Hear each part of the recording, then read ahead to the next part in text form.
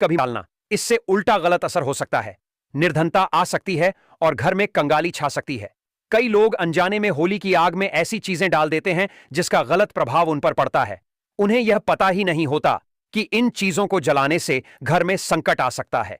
इसीलिए इस वीडियो में हम आपको बताएंगे कि कौन सी चीजें होली की आग में बिल्कुल नहीं डाल चाहिए और कौन सी चीजें डालना शुभ माना जाता है। इस वर्ष होली का पावन पर्व एक अत्यंत दुर्लभ और गंभीर संयोग के साथ आ रहा है।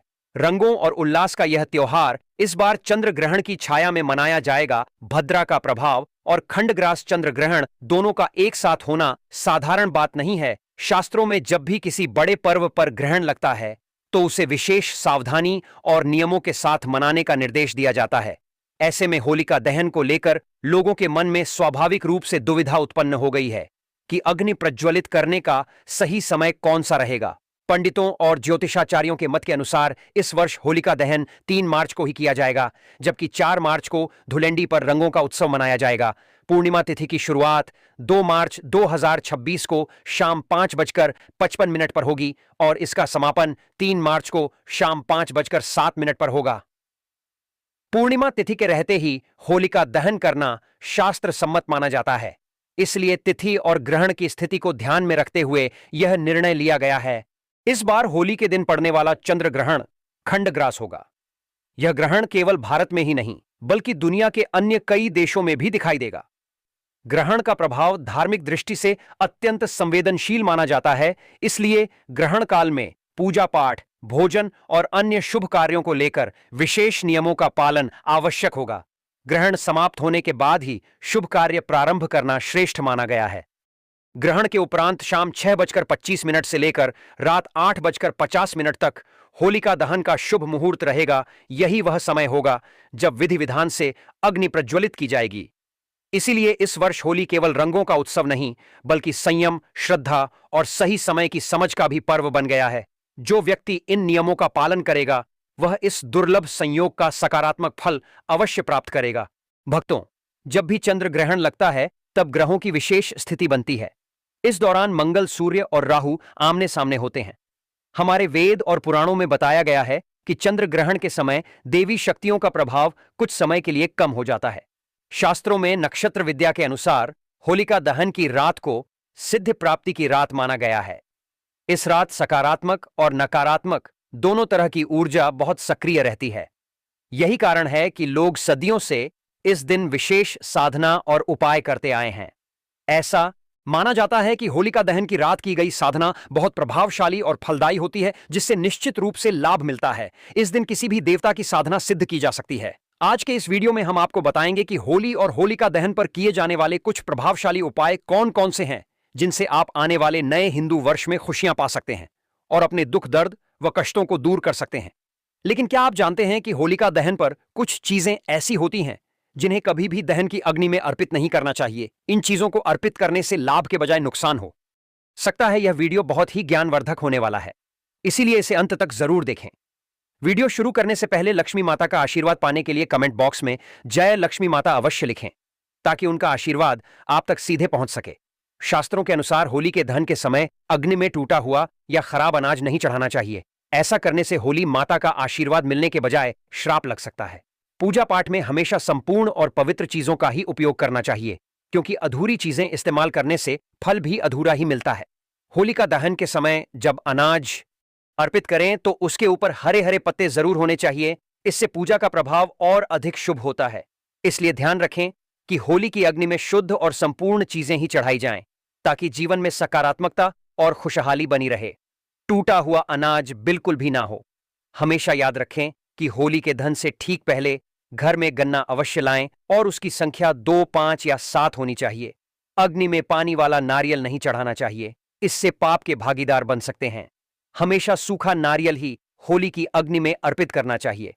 पानी वाला नारियल अग्नि में भूलकर भी ना डालें। जब सूखा नारियल होली की अग्नि में अर्पित करें तो इसे पहले पूरे परिवार के हाथ से स्पर्श करवा ले। ऐसा करने से होली माता जाते जाते आपको धन से मालामाल कर सकती है और आपके कष्टों को अपने साथ ले जाती है। पानी वाला नारियल पूजा के दौरान रख सकते हैं, लेकिन इसे अग्नि में नहीं डालना चाहिए। माना जाता है कि होली माता को घर का भोग बहुत प्रिय है, इसीलिए घर में जो भी पकवान बना है उन्हें होली माता को अवश्य अर्पित करें, लेकिन ध्यान रहे कि गुजिया चढ़ाते समय उसकी संख्या 3 ना हो। या तो 2 चढ़ाएं या फिर 5, 11 या 21 चढ़ा सकते हैं, लेकिन 3 नहीं। होलिका दहन में गाय के गोबर से बने उपले अवश्य चढ़ाने चाहिए। इसके अलावा हरा चना, गेहूं की बालियां या कोई भी नई फसल होली की अग्नि में अर्पित करें। इससे घर में अन्न की कभी कमी नहीं होगी। जब बालियां अर्पित करें तो यह ध्यान दें कि वे टूटी हुई या सूखी ना हो, बल्कि ताजी और हरी भरी हो। सूखी बालियां चढ़ाने से पाप लगता है। शास्त्रों के अनुसार यदि मासिक धर्म चल रहा हो तो होलिका दहन की पूजा किसी और से करवा सकते हैं। पूजा वैसे ही करनी चाहिए जैसे हमेशा करते आए हैं, लेकिन इस दौरान होलिका दहन के पास ना जाएं। आप दूर से ही दर्शन कर सकते हैं और पूजा का फल आपको अवश्य मिलेगा। होलिका दहन में चावल के बने पापड़ और कच्चे चावल अवश्य अर्पित करें। इससे धन प्राप्ति होती है और घर में निर्धनता दूर होती है। जो भी पापड़ आदि बनाए हैं उन्हें होलिका दहन की अग्नि में अर्पित करें। इससे घर में धन दौलत की कभी कमी नहीं होगी। माना जाता है कि होलिका दहन में पहले होली की अग्नि में गुजिया अर्पित करने से परिवार में प्यार और संबंध मजबूत होते हैं। माता को भोग लगाने से पहले गुजिया को झूठा ना करें। जब पूजा समाप्त हो जाए तभी इसका सेवन करें। हमेशा याद रखें कि माता को गुजिया का भोग लगाने के बाद कन्याओं को भी गुजिया खिलानी चाहिए और उन्हें दक्षिणा देनी चाहिए। इससे नवदुर्गा और माता रानी का आशीर्वाद प्राप्त होता है। गाय माता को भी इस दिन भोग अवश्य लगाएं। गाय माता को गुजिया और अन्य मीठे पकवान खिलाने से कई जन्मों तक सुख समृद्धि बनी रहती है। ऐसा माना जाता है होलिका दहन के दिन गाय माता को भोग लगाने से सभी देवी देवताओं को प्रसन्न किया जा सकता है। इस दिन यदि कुछ और ना कर पाएं तो कम से कम गाय माता को भोग जरूर अर्पित करें। इससे होली माता का आशीर्वाद सदैव बना रहेगा। होलिका दहन होने के बाद अगले दिन होली की राख घर अवश्य लानी चाहिए और पूरे परिवार के मस्तक पर इसका टीका लगाना चाहिए। इस राख को काले कपड़े में बांधकर घर में सुरक्षित रखें। यदि छोटे बच्चों को नजर दोष लग जाए तो उनके माथे पर इस राख का टीका लगाएं। इससे बुरी नजर का प्रभाव नहीं पड़ेगा। होली की राख को काले कपड़े में बांधकर दुकान के गल्ले या लॉकर में रखने से धन की वृद्धि होती है और किसी की बुरी नजर नहीं लगती। होली की रात को कुछ विशेष उपाय करने से घर में सुख वृद्धि आती है और नेगेटिव एनर्जी दूर होती है। माना जाता है कि होली के दिन सफेद चीजें किसी से नहीं लेनी चाहिए। इस दिन टोने टोटके अधिक प्रभावी माने जाते हैं और सफेद चीजों के माध्यम से किसी पर बुरा प्रभाव डाला जा सकता है। इसलिए इस दिन सफेद चीजें ना लें। वेद पुराणों के अनुसार होली खुशियों और प्रेम का पर्व है। इस दिन मांस और मदिरा का सेवन नहीं करना चाहिए। जो व्यक्ति होली के दिन मांस और शराब का सेवन करता है उसकी अगली योनि कुत्ते की मानी जाती है और ऐसा व्यक्ति कई जन्मों तक कष्ट भोगता है। शास्त्रों में कहा गया है कि भगवान श्री कृष्ण को होली का पर्व अत्यंत प्रिय है। इसलिए इस दिन कोई भी ऐसा कार्य नहीं करना चाहिए जिससे भगवान श्री कृष्ण नाराज हो जाते हैं। होली के दिन गाली गलौज नहीं करनी चाहिए, बड़ों का अपमान नहीं करना चाहिए और देर तक सोने से बचना चाहिए। इस दिन पति पत्नी को संयम रखना चाहिए और ब्रह्मचर्य का पालन करना लाभकारी होता है। होली के रंग नेगेटिव एनर्जी को दूर कर देते हैं। इसलिए जो व्यक्ति सच्चे मन से होली खेलता है उस पर होली माता का आशीर्वाद सदैव बना रहता। ज्योतिष शास्त्र के अनुसार होली दहन के दिन चांदी का सिक्का और एक मुट्ठी धनिया जरूर खरीदनी चाहिए। इसके बाद पीले वस्त्र में हल्दी के साथ इसे माता लक्ष्मी के चरणों में रखें। फिर होलिका दहन की रात चांदी का सिक्का, धनिया, हल्दी की पोटली को घर की तिजोरी में रखें। ऐसा करने से घर में कभी धन की कमी नहीं होती। और भक्तों होली वाले दिन अपने घर के मुख्य द्वार पर आम या अशोक के पत्तों से बना बंधनवार जरूर लगाएं।